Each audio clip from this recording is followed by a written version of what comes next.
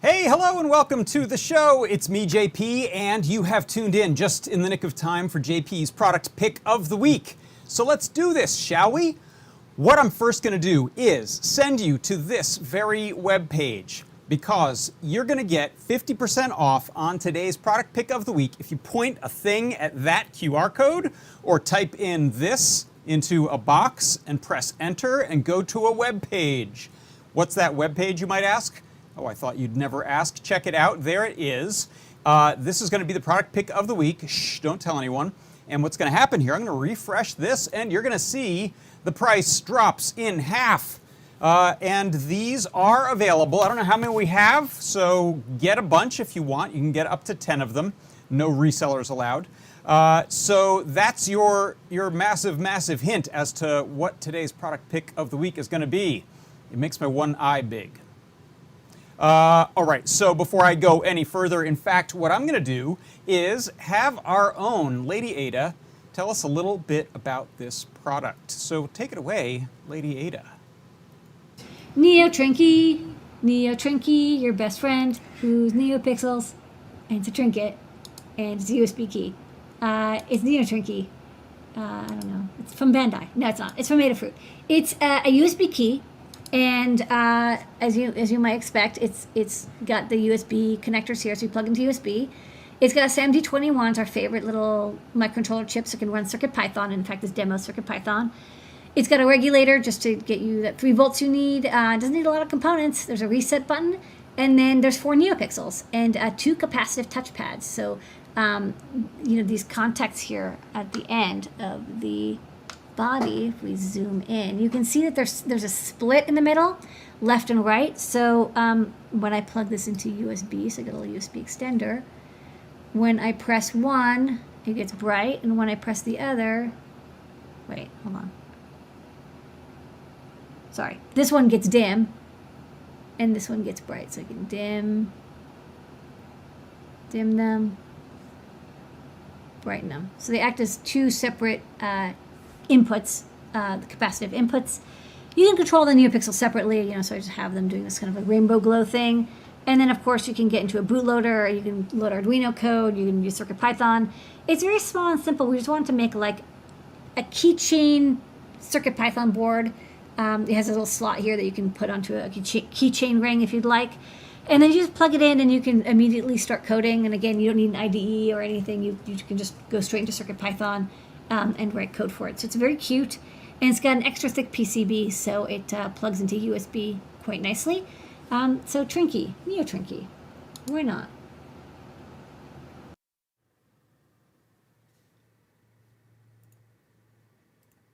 Yeah, Trinkey, why not? In fact, I'm going to head over to my mystery cabinet and grab one for myself. I'll be right back.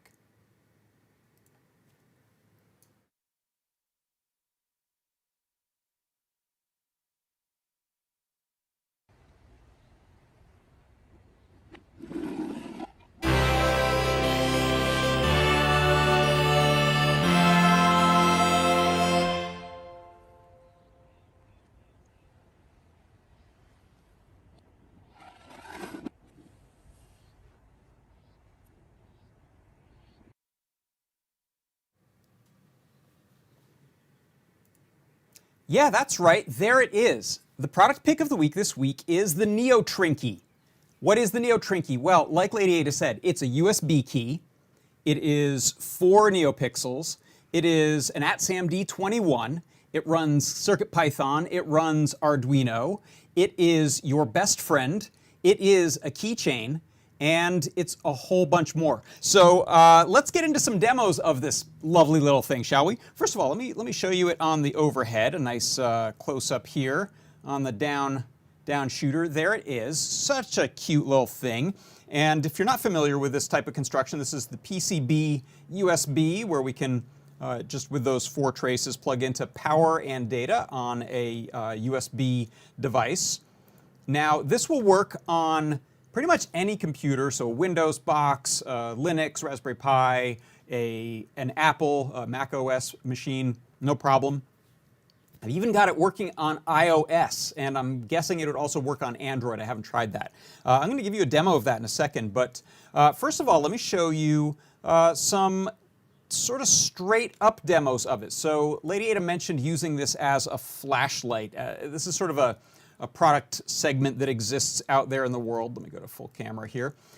So what I've got here is just a little USB battery bank, and if you plug this in like so, it's going to immediately run whatever code we have on there. This one is running CircuitPython right now, and this is the simple blink code example that is in the Learn guide. I'll show you that in a moment. So let's now take this and plug it into the computer so that we can code it to do some other things. Let me switch to, my gosh, that's blinding. Let me switch back to this overhead view here. And I've got a little USB hub here that's plugged into my computer. And I'll go ahead and plug this in. So it's going to run that same code that we had before. Boots up and then bam, that's bright. Now what I can do is let's bring, how about, let's place this one down here and bring up Atom. And I just have a few different bits of sample code. So this one right here, if you can watch along with that blinking, and I'm sorry, we should probably have a blinking warning on this one because it's really bright. I'll cover that for a moment. No, I won't. The code here you can see is super simple. It's importing time, so we can pause. It's importing board, so we have the pin definitions, and it's importing NeoPixel. Set up the NeoPixels. There's a single NeoPixel pin on here with the 4 NeoPixels on it. And then the loop here is just fill it with a color, in this case red, pause half a second, fill it with black, which is turning it off, pause again. Another little bit of sample code from our Learn guide. I'm just going to copy and paste that and hit save, and that'll rewrite the code on the board. So here you can see, I'm going to drop down my exposure so you can see that a little better. How about like that? So here what I can do is touch the capacitive touch pads in order to change the brightness. So if we hold this far pad, it dims, and if I hold the close one, it brightens. We can also tap that.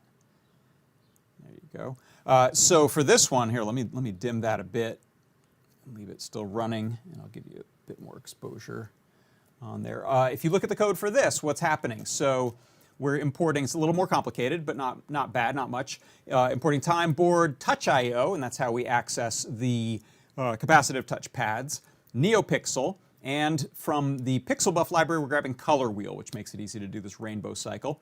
The 2 touch pads are being set up as touch 1 and touch 2, set up the NeoPixels, define the little rainbow pattern here as a function.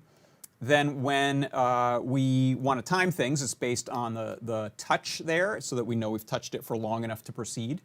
And then here is what's happening in the main loop of things is the touch value, while it's being held, increases the pixel brightness by 0.5, and then it shows the pixels.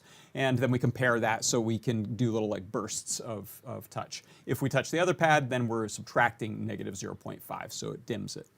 And then the third one I wanted to show on here, I'm going to go ahead and save that. Okay, so in this case, the NeoPixels aren't doing anything by default. You could set one sort of dimly on if you wanted to just know that it's running. But what I'm going to do in this one is actually use the HID, Human Interface Device. This allows us to act like a keyboard or a gamepad or a joystick or a MIDI device. So in this case, I'm going to act like this is a keyboard. And what I'll do is I'll place my cursor in Atom here into a little empty commented out spot. So you can see what happens if I touch this first pad. It types in, hello, Neo Trinkey, and enter. It hits a carriage return. So each time I hit that. Oh, it was. I said it and I confused it. Hey, that's weird. And then this other pad is typing in a capital A and a space each time I press it. And you can see I've also got a little bit of lighting feedback there. And the way this works, if you look in the code here, we're importing same stuff we did before, plus USB HID, and from that we can bring in keyboard and the keyboard layout for the type of keyboard we have. We set up the keyboard, and then when we touch either the first pad or the second pad, I'm doing a little bit of a lighting, a little animation there, a little feedback, so I set the pixel colors a little different from each other. And then I'm sending this simple command, keyboard send, In this case, I wanted a capital A and a space, so key code shift, key code A, followed by key code space. And then the other one, when we press the other pad, this one is doing the keyboard layout right, and that's what allows you to type in a whole phrase. And this is sort of thing you could use if you wanted to build a address book of URLs onto a keychain, or a not so secure password holder, so you can touch it and it'll type in a long password for you. Those are all things that are possible. Now, I want to show a demo of this iOS setup that I have. Before I do that, I'll answer some questions. So over in the Discord chat, and I want to say hello to everyone over in YouTube, and also everyone over in the Discord chat. Thanks for stopping by. Let's see. John Kenton says, awesome, can't wait to give this a go. I know a bunch of people have gone and bought them, so yeah, just a reminder, if you head to that URL there, it's product 4870, so you can do adafruit.it/4870. That'll take you to the discount, and the video is playing right inside of that page, so you can watch it from there if you feel futuristic. Let's see. Ben Harper, when you have time to think for a moment, because you've done such a good job supporting lots of platforms. Oh, you're very welcome. So ATmaker Bill just bought 10 of them. All right, use some AT Cap Touch keyboards for assistive technology. That's excellent. Okay, so the setup I want to do, I think there was one other question. Do you have it detect when you press both of them, or can only do one at a time? Yeah, it can detect both, I believe at the same time, and I think I'm going to show that actually. You'll see that with my little camera trigger setup that I have on iOS, because I can do take two very rapid exposures if I touch both pads at the same time. So let's do a little setup here. So what I have, this is an iPad, and I've mounted it on a little arm here so that it's pointing at me, and I'll flip that camera around. So hey everyone, that's the setup we have. And then you'll see here I'm using a long USB extension cable, about, I don't know, 6 foot long. And then I'm going into one of these little adapters that goes from Lightning to USB. They call it the camera kit in iOS land. And then I have my Trinkey plugged in there. This is currently set up to act as volume up.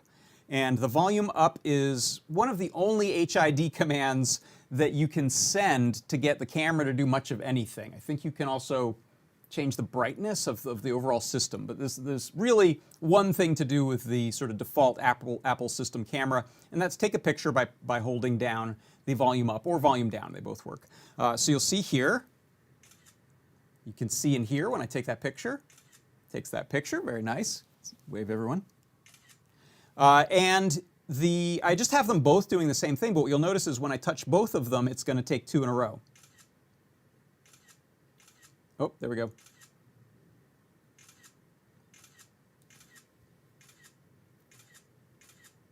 Maybe it's not. No, it seems like it's doing one. Oh, wait. Is it doing on let go? No, that was a different sketch. So this was actually, there was I was playing around with different ways of doing this, and there was a suggestion of doing it on release. So it's sort of like the dead man switch, which I think one of our pieces of example code does do it that way, and it's kind of nice. You can hold and then let go to trigger something. But that is sort of a nice use for it that's a little different than the typical either Bluetooth remote with like a selfie stick remote, or using the earbuds clicker is another way to do it. But this way I can use USB. I can get pretty far away from it. I can keep my hand out of the picture there. More excitingly, you could code this to do some things like build your own intervalometer. Let's say you wanted to hit a button and then have it automatically take a picture every second or a picture every half hour or whatever you want to do. There's an intervalometer sort of built into the Apple camera, but it might not have the settings you want. Maybe you want to spend 5 minutes taking a picture every minute, and then you know something exciting is going to happen and you want to increase that rate. So you could code your own pretty sophisticated intervalometer in Arduino. Right now, Arduino is working most reliably with iOS for whatever reason, probably USB composite device reasons.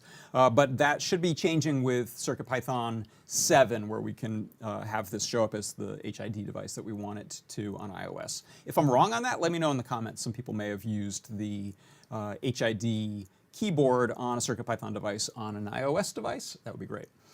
So that is how I've got that set up, and the code for that is very similar, but rather than sending the keyboard command A or hello NeoTrinkey, I'm sending the consumer code, which is what those keys play and pause and volume up and down. Those are called consumer code in USB land. So the consumer code volume up or volume increase is what causes that to take a picture. All right, so let's see. What I'm going to do is jump over to the page here again, and so this is where you can go and buy one or some if you want. Hopefully they're still in stock. I think we had quite a few. Let's see. Yes, still in stock. And then if you scroll down, you'll see not only this very video happening right here, but we have a guide that just came out. Kattni wrote this excellent guide. If you head on over here, you will see how to, anything you need to know about the location of the NeoPixels, the pinout, the capacitive touch numbers, and so on. It's just a couple pins. Then there's info about using this with CircuitPython and Arduino. And so if you head down to those pages, those will tell you how to get it set up and give you some example code. So those examples I showed there, such as Blink, there's the Blink one. Something interesting I wanted to mention here is that there are some libraries baked in to keep things small. Since there isn't much flash memory on this, you don't have to import things like USB HID or NeoPixel or capacitive touch. The main libraries that you would use for most projects are actually just baked into the CircuitPython cut for this board. So different CircuitPython, you notice how you always download CircuitPython UF2 for the specific board you're using. And that's one of the reasons why. There's things like pin definitions, but there's also some modules and libraries that are baked in. So in this case, you don't need to add any when you run this code. It'll just run on its own. I found that out the hard way when I started trying to add libraries and I ran out of space. That's why. And let's see, in downloads, we have the data sheet for the chip, the ATSAM-D21, one of our favorites, and then some of the design files for this. And I think that is going to do it. Yeah, so I think one of the other cute little features that I'll mention actually of this board, if you look over here, is the, if I can point at it in a mirror land, you'll see there's that little notch cut out there, and that's for a keychain, so that you can loop this over a keychain, or maybe you could attach it to your zipper on your jacket or something like that. I've attached it to a cute little keychain here. And you'll see this one actually is up and running. I have some code on there to do a little rainbow animation, and I put a little piece of diffusion plastic on there. So that is the product pick of the week. It is the brand new NeoTrinkey, your best friend and mine, and I'm going to go ahead and place that on my Stemma QT board of goodness, even if it's not Stemma QT in this case. It is cute, so that counts. That's going to do it for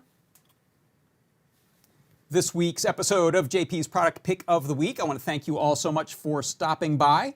And comment, Tabat says, not sure how long the Trinkey will actually last if you put it on your keys. Yeah, that'll probably knock a few parts off if that's jangling around in your pocket.